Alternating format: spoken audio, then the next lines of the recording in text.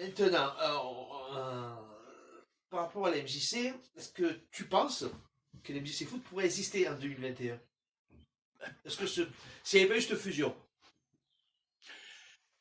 Elle pourrait peut-être, mais en tout cas dans un contexte de société, et dans un contexte qui a tellement changé, elle pourrait peut-être, mais sous des formes complètement différentes.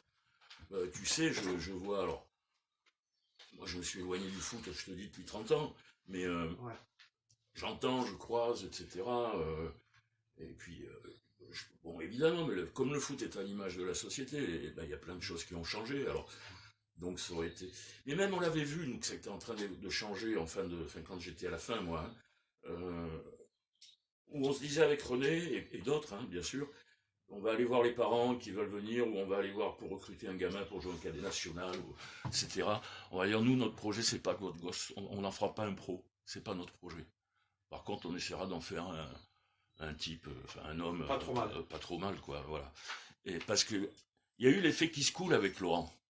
Et ça, je crois que René en a parlé. La réussite de Laurent, bon, elle a donné un coup de lumière de Laurent Paga sur le club, c'est évident. Mais après, c'est indéniable. Mais après, il y a des gens, puis il y a eu quelques autres derrière, qui sont devenus pros, et après, il y a des gens qui venaient à la MJC pour que leur gamin soit pro. Parce que Paga était passé par là. Ouais, Paga et d'autres, mais ça a été le premier, Laurent, enfin, le premier le plus mis en lumière, en tout cas. Parce qu'avant, il y a eu Raffin qui était parti à l'INF, puis Jean-Marc, qui était prof, etc. Mais... Et il y a eu une période, puis après, quand le foot a pris un essor un peu différent, c'était devenu un moyen de promotion sociale. Et aujourd'hui, bon, on y reviendra peut-être. Mais... Oui. Donc, est-ce qu'une MJC Foot pourrait exister aujourd'hui? Tu sais, j'ai croisé Didier Saudaval pour la cérémonie de Bernard Goudon, puis bien, on a discuté ensemble. Chapeau, quoi. Il continue, alors je sais pas où il en est, Didier, qui était entraîneur à l'OA, Didier. Il a créé le club. Technique, Il s'occupe du club d'Avignon auprès des gamins, il m'a raconté le contexte, il n'y a pas photo, quoi. Enfin, ça n'a plus rien à voir. Ah oui. Mais même, ça n'a plus rien à voir à différents niveaux. Je ne parle pas de la mentalité des gens, je ne me permettrai pas. Ça serait jugement de valeur et ça ne sert à rien. Mais par exemple, il me dit, mais on rencontre des situations sociales, les gamins, ils n'ont même pas de quoi se payer une paire de souliers, quoi, tu vois. On est en 2020, hein. Enfin, on était en 2018, c'est pareil. Tu vois, comme disait Francis tout à l'heure, on récupérait plein de gosses de partout, des quartiers, comme on dit, un peu de partout. Mais je pense que certaines difficultés sociales, aujourd'hui, sont encore plus importantes qu'il y a 30 ans ou 40 ans. Le tarif des licences, qui parfois sont des critères de sélection dans des clubs. Hein. Voilà. Et le fossé, c'est un peu plus creusé. Bien sûr.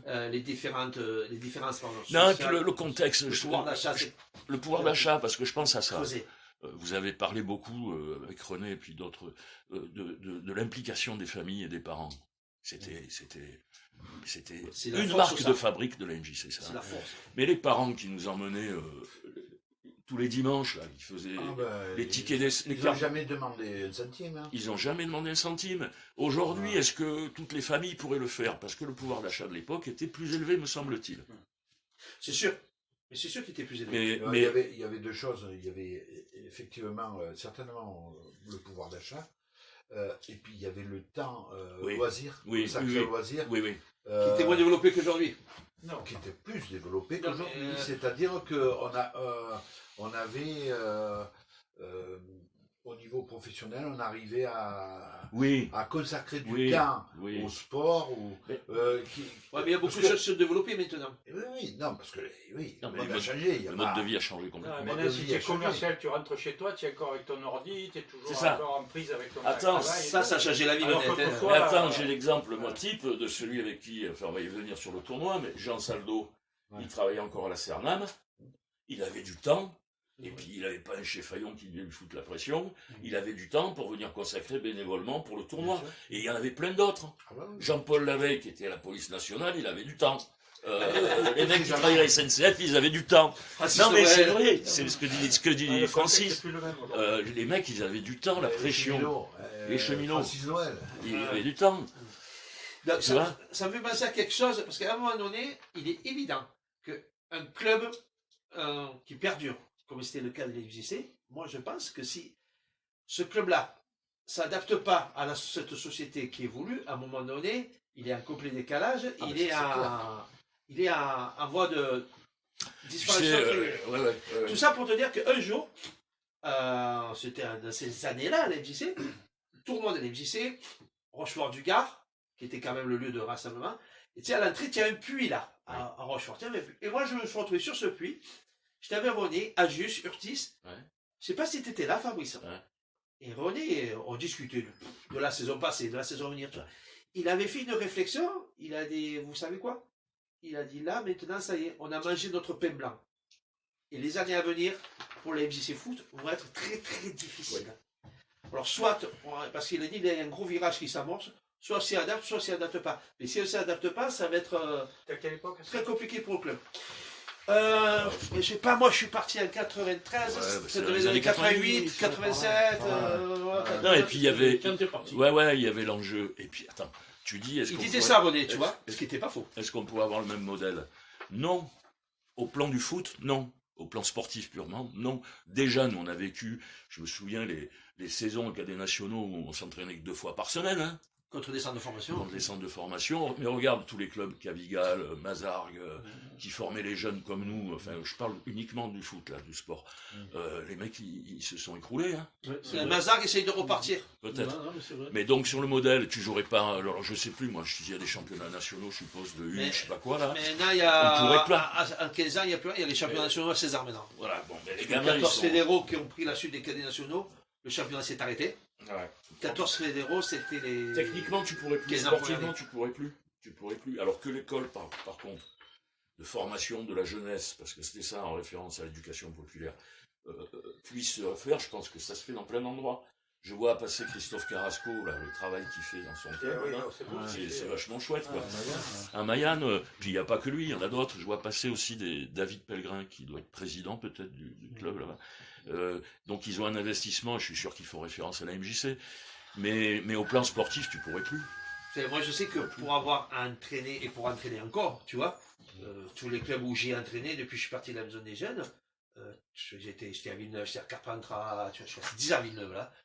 Et dans mon discours, il y avait toujours un message par rapport à l'MJC parce que ce que j'ai appris m'a servi. Tu vois, après le retranscrire textuellement, c'est possible. Mais tu as toujours 2-3 idées qui te font tu n'échappes pas. Alors, moi, je te dis, je ne suis plus du tout dans le foot, mais il faut des hommes aussi. C'est con, mais tu as la question de l'organisation, du groupe. Hein, mais il faut des hommes, quoi. Il te faut. C'est l'investissement aussi, Fabrice. C'est énorme. L'investissement qu'avaient des gens comme Bernard Houdon, René, tous. Tous les gens de la MJC, à l'époque, l'investissement, tu comptais rien, quoi. Mis à part ta famille et ton travail, le reste c'était la MJC. Il y a un homme qu'on n'a pas du tout cité depuis le début, alors qu'il était là depuis le début. C'est Michel Musard. Ah mais oui, non mais Michel, on va en parler de Michel Musard. Michel Musard, le temps qu'il a passé. Énorme. Mais le temps qu'il a passé. Tu as du temps libre, tu allais t'occuper de l'MJC Foot. Gilbert Palot, peu cher. Mais alors, sûrement qu'aujourd'hui, il y a des gens dans les clubs de foot qui sont tout autant passionnés, qui passent un temps fou, qui vont s'occuper des gamins, qui vont les chercher chez eux. Mais il y en a, c'est forcé, c'est obligé. Il y en a, enfin, je m'en doute.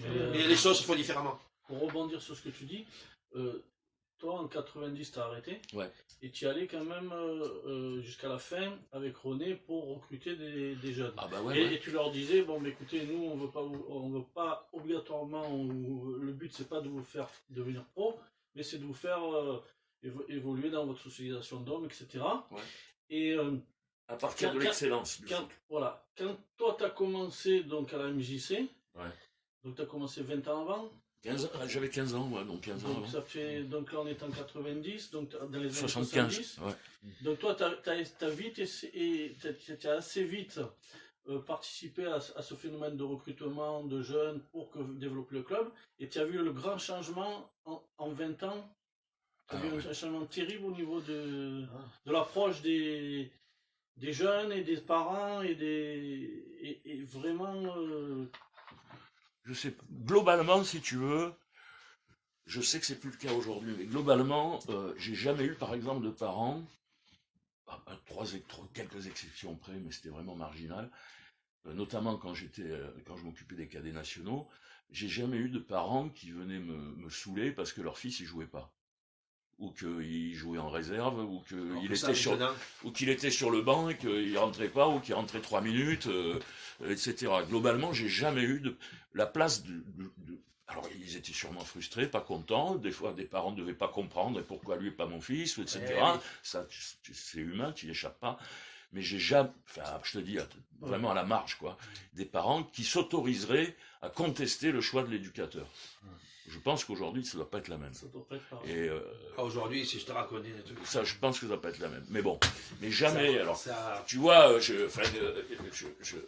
David Camille, dont on a parlé, est venu l'autre jour avec sa maman, donc on a passé un bon moment ensemble, et David me dit, mais alors j'ai compris, parce qu'il y a des moments où il ne jouait pas en cadets nationaux, je ne le faisais pas jouer.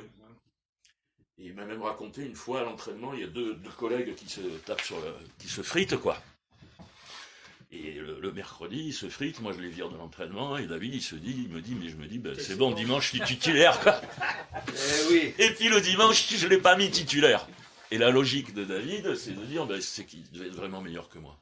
Tu te rends compte le niveau d'appréhension du sujet, parce qu'il devait un peu avoir la colère, quoi, de ne pas jouer. Alors que les autres se sont mal comportés. Et alors qu'on dit qu'on est en référence aux valeurs éducatives, et que les deux mecs qui se sont frités à l'entraînement, l'entraîneur que j'étais, il les fait jouer quand même, tu vois. Donc on a bien eu des contradictions parfois.